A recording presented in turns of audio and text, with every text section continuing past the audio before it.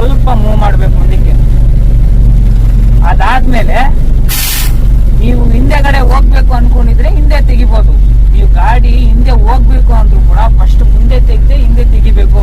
ಯಾಕಂದ್ರೆ ಇಂಜಿನ್ ಎಲ್ಲ ಕೂಡ ಇನ್ನು ಪರ್ಫಾರ್ಮೆನ್ಸ್ ಎಲ್ಲ ಕೂಡ ತುಂಬಾ ಚೆನ್ನಾಗಿರುತ್ತೆ. ಪಿಕಪ್ ಪರ್ಫಾರ್ಮೆನ್ಸ್ ಮತ್ತೆ ಇಂಜಿನ್ ಬಾಳಿಕೆ ಎಲ್ಲ ಇನ್ನು ತುಂಬಾ ದಿನಗಳವರೆಗೆ ಬಾಳಿಕೆ ಅನ್ನೋದು ಬರುತ್ತೆ. ಒಂದೇ ಸರಿ ನಾವು ರಿವರ್ಸ್ ತೆಗಿಯೋದು ಅದು ಇದು ಮಾಡಿದ್ರೆ ಇಂಜಿನ್ ಪರ್ಫಾರ್ಮೆನ್ಸ್ ಅಲ್ಲಿ ತುಂಬಾ ವ್ಯತ್ಯಾಸ ಕಾಣಿಸುತ್ತೆ. ಅಯ್ಯೋ ನಮ್ ಗಾಡಿ ಎಲ್ಲ ಮೊದ್ಲೇ ಒಂಥರ ಓಡ್ತಿತ್ತಪ್ಪ, ಈಗ ನಮ್ಮನ್ನು ಹೊಸ ಗಾಡಿ ತಂದಾಗ ಚೆನ್ನಾಗಿ ಓಡಿ ಈಗ ಕುದುರೆ ಬರ್ತಾ ರಾಯಲ್ ಕುದುರೆ ಬರ್ತಾ ಕತ್ತೆ ಆಯ್ತಂತೆ ಅಂತಾರಲ್ಲ, ಆ ರೀತಿ ಆಗ್ತಾ ಇದೆ ಅಂತ ಹೇಳ್ತಾರೆ. ಯಾಕಂಗ ಹೇಳ್ತಾರೆ ಹೇಳಿ? ಸೊ ಅವ್ರಿಗೆ ಏನು ಗೊತ್ತಿರಲ್ಲ, ಈ ರೀತಿ ಎಲ್ಲ ಮಾಡ್ಬೇಕು ಅಂತ ಗೊತ್ತಿರಲ್ಲ.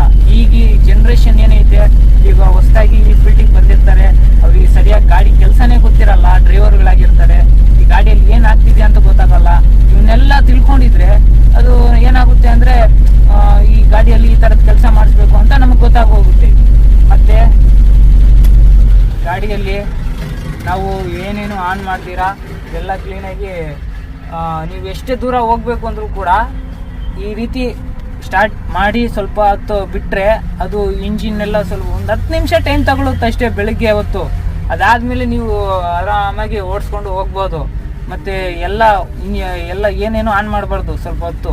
ಅದಾದಮೇಲೆ ಬೇಕಾದರೆ ನೀವು ಲೈಟ್ ಆನ್ ಮಾಡ್ಕೊಳ್ಳೋದು ಅವೆಲ್ಲ ಅದು ನಿಮಗೆ ಆ ಸಿಚುವೇಶನ್ ಹೆಂಗಿರುತ್ತೋ ಆ ಸಿಚುವೇಶನ್ಗೆ ತಕ್ಕಂತೆ ವರ್ತಿಸೋದು ಅನ್ನೋದು ಮಾಡ್ಕೋಬೋದು.